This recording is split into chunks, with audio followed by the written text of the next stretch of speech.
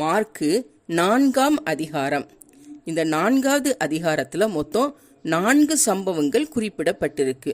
First, விதைப்பவர் உவமை. 2வது, இந்த உவமையின் அர்த்தத்தை சீசர்களுக்கு சொன்ன இயேசு.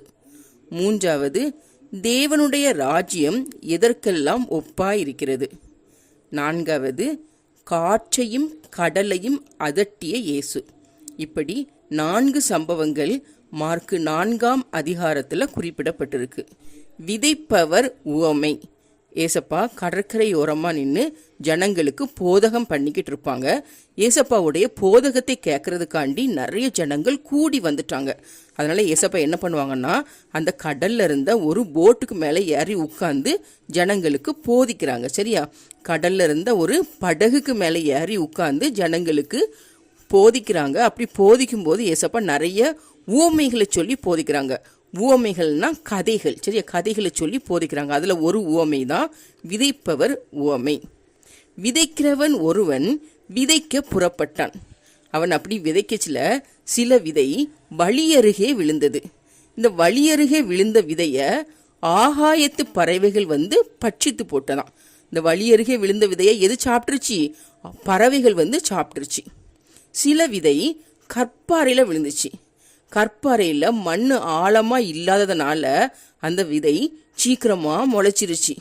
ஆனால் மண் ஆழமாக இல்லாததுனால அதில் வேரும் குறைவாக தான் இருக்குது. சீக்கிரமாக முளைச்சிருச்சு. வெயில் ஏறின உடனே அதுக்கு வேறு இல்லாததுனால அது என்ன ஆயிடுச்சு? வேறு கொஞ்சமாக தான் இருக்குது. அதனால் அது சீக்கிரமாக காய்ந்து போயிருச்சு. சில விதை முள்ளுள்ள இடத்துல விழுந்தது. இந்த விதை முளைச்சி வளரும்போது முள்ளும் சேர்ந்து வளருது. அதனால இந்த முள் வளர்ந்து அதை நெருக்கி போட்டுருச்சு.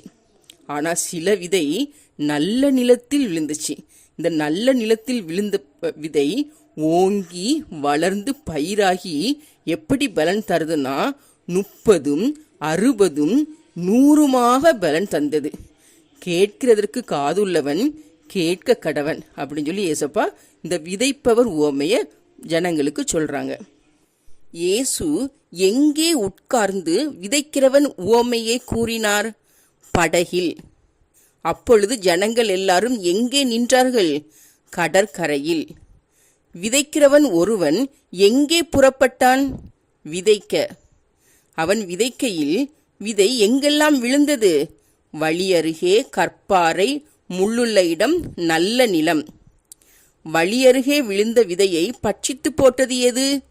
ஆகாயத்து பறவைகள். எங்கே விழுந்த விதை சீக்கிரமாய் முளைத்தது? கற்பாறை. கற்பாறையில் விழுந்த விதை ஏன் சீக்கிரமாய் முளைத்தது? ஆழமான மண் இல்லாததால. கற்பாறையில் விழுந்த விதை எப்போது தீந்து போயிற்று?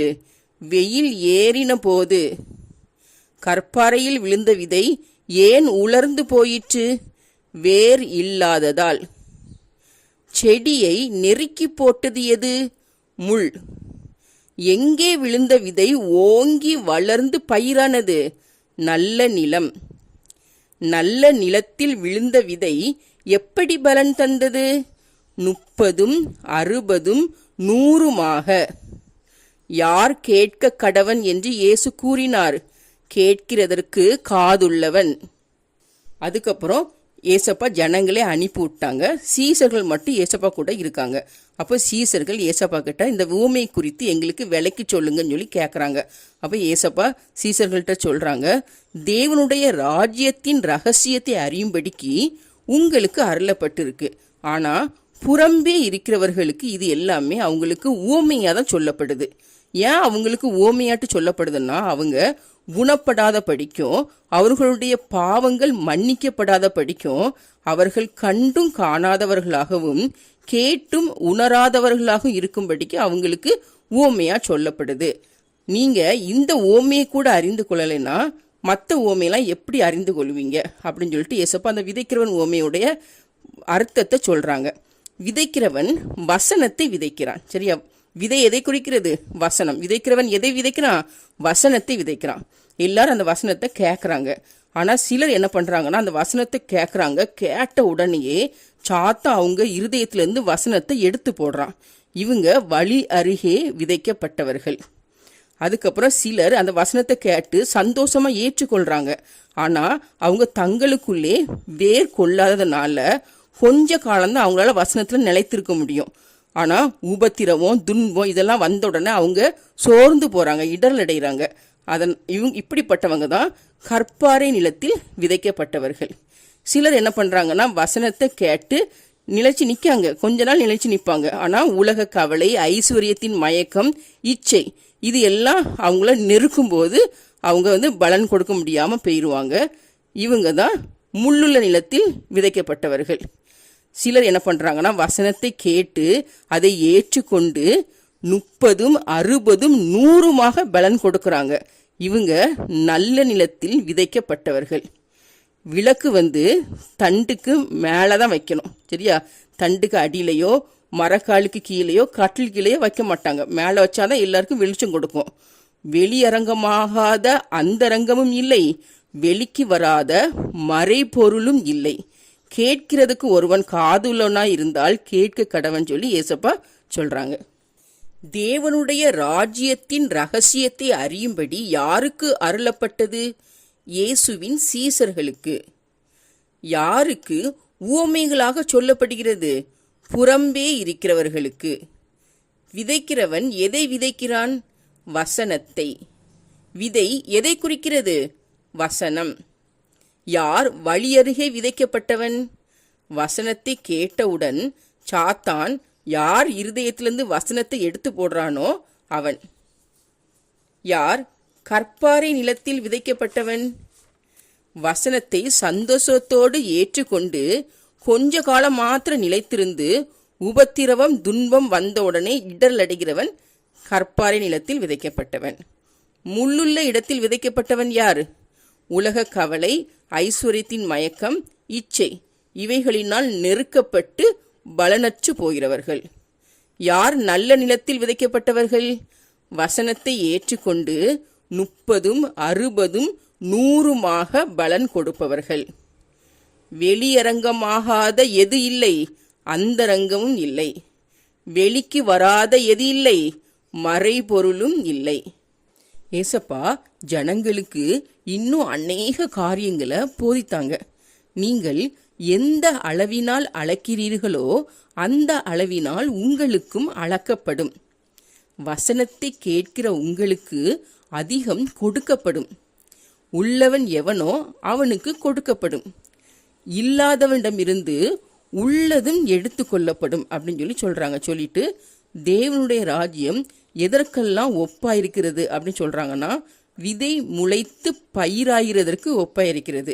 அதுக்கப்புறம் கடுகு விதைக்கு ஒப்பாயிருக்கிறதுன்னு சொல்லி சொல்றாங்க. ஒரு மனிதன் நிலத்துல விதைய விதைக்கிறான், விதைச்சிட்டு ராத்திரி தூங்கிடுறான். அதுக்கப்புறம் அவன் காலையில எழுந்து பார்க்கும்போது அவனுக்கு தெரியாமலேயே அந்த விதை முளைத்து பயிராகி நிறைய பலன்களை கொடுக்குது. அதுக்கப்புறம் அவன் அறுப்பு காலம் வந்த உடனே அந்த பயிர்களை எல்லாம் அறுக்கிறதுக்கு ஆட்களை அனுப்புறான். இதுக்கு தான் தேவனுடைய ராஜ்யம் ஒப்பா இருக்கிறது அப்படின்னு சொல்லி ஏசப்பா சொல்றாங்க. அதுக்கப்புறம் இந்த கடுகு விதை பூமியில் உள்ள எல்லா விதைகள்லையும் சிறியதாட்டு காணப்படும். ஆனாலும் அது வளர்ந்து பெரிய கிளைகளை விடும். எப்படி பெரிய கிளைகளை விடும்னா, பூமியில் உள்ள ஆகாயத்து பறவைகள் எல்லாம் அதன் நிழலிலே அடையத்தக்கதாக பெரிய கிளைகளை விடும் அப்படின்னு சொல்லிட்டு ஏசப்பா தேவனுடைய ராஜ்யத்தை குறித்து ஜனங்களுக்கு போதித்தாங்க. யாருக்கு கொடுக்கப்படும்? உள்ளவன் எவனோ அவனுக்கு. யாரிடம் இருந்து உள்ளதன் எடுத்துக்கொள்ளப்படும்? இல்லாதவனிடமிருந்து. பயிரை அறுக்கிறதற்கு எப்போது ஆட்களை அனுப்புகிறான்? அறுப்பு காலம் வந்தவுடனே. சகல விதைகளிலும் சிறியதாயிருப்பது எது? கடுகு விதை. கடுகு விதை வளர்ந்து தன் நிழலிலே எது வந்தடையத்தக்கதாக பெரிய கிளைகளை விடும்? ஆகாயத்து பறவைகள். சாயங்காலம் ஆயிடுச்சு. ஏசப்பா ஜனங்களை எல்லாம் அனுப்பி விட்டுட்டு சீசர்கள்ட்ட சொல்றாங்க, நம்ம கடலுக்கு அக்கறைக்கு போவோம் வாங்கன்னு சொல்லி சொல்றாங்க. உடனே சீசர்கள் ஏசப்பாவையும் கூட்டிட்டு போட்ல அப்படியே கப்பல்ல போய்கிட்டே இருக்காங்க. அப்படி போய்கிட்டு இருக்கும்போது பலத்த சுழல் காற்று உண்டாயிருச்சு. இதனால படகு நிரம்பத்தக்கதாக அலை அப்படி படகு மேல மோதுது. ஏசப்பா என்ன பண்ணிட்டு இருக்காங்கன்னா அந்த படகுல உள்ள பின்னணியத்துல தலையணை வச்சு தூங்கிக்கிட்டு இருக்காங்க. சீசர்கள்லாம் பயந்து போய் ஏசப்பாவை எழுப்புறாங்க. போதகரே, நாங்கள் மடிந்து போகிறது உமக்கு கவலை இல்லையா அப்படின்னு சொல்லி எழுப்புறாங்க. உடனே ஏசப்பா எழும்புறாங்க. எழும்பி காற்றையும் கடலையும் அதட்டிட்டு சொல்றாங்க, இறையாதே, அமைதலாயிரு அப்படின்னு சொல்லி சொல்றாங்க. சொன்ன உடனே காற்று அப்படியே நின்றுச்சு. மிகுந்த அமைதல் உண்டாயிருச்சு. சரியா, காற்று நின்றுச்சு, அப்படியே அமைதியாயிருச்சு. அதுக்கப்புறம் ஏசப்பா சீசர்ல பார்த்து சொல்றாங்க, ஏன் பயப்பட்டீங்க, ஏன் உங்கள்ட்ட விசுவாசம் இல்லாம போயிடுச்சு அப்படின்னு சொல்லி கேட்குறாங்க. அப்படி கேட்ட உடனே சீசர்கள்லாம் அவங்களுக்கு பயந்து அவங்களுக்குள்ளாலே சொல்றாங்க, இவர் எப்படிப்பட்டவரோ, காற்றும் கடலும் இவருக்கு கீழ்ப்படுகிறதே அப்படின்னு சொல்லி ஆச்சரியப்பட்டு அவங்களுக்குள்ளாடி சொல்லிக்கிறாங்க. இப்படிதான் ஏசப்பா காற்றையும் கடலையும் அதட்டின உடனே காற்றும் கடலும் ஏசப்பாவுக்கு கீழ்ப்படிந்தது. எப்போது படகு நிரம்பத்தக்கதாக அலைகள் படகு மேல மோதிச்சு பலத்த சுழல் காற்று உண்டான போது இயேசு எங்கே தலையணை வைத்து நித்திரை பண்ணினார்? கப்பலின் பின்னணியத்தில். சீசர்கள் இயேசுவை எழுப்பி என்ன கூறினாங்க? போதகரே, நாங்கள் மடிந்து போகிறது உமக்கு கவலை இல்லையா அப்படின்னு சொன்னாங்க. எப்போது காற்று நின்று போய் மிகுந்த அமைதல் உண்டாயிற்று? இயேசு காற்றையும் கடலையும் அதட்டி, இறையாதே, அமைதலாயிரு அப்படின்னு சொல்லி சொன்னபோது. ஏன் இப்படி பயப்பட்டீர்கள்? உங்களுக்கு ஏன் விசுவாசம் இல்லாமல் போயிற்று? யாரிடம் கூறியது? ஏசப்பா சீசர்களை பார்த்து. சீசர்கள் பயந்து ஒருவரோடொருவர் என்ன சொல்லி கொண்டாங்க? காற்றும் கடலும் இவருக்கு கீழ்ப்படுகிறதே, இவர் எப்படிப்பட்டவரோ அப்படின்னு சொல்லிக்கிட்டாங்க.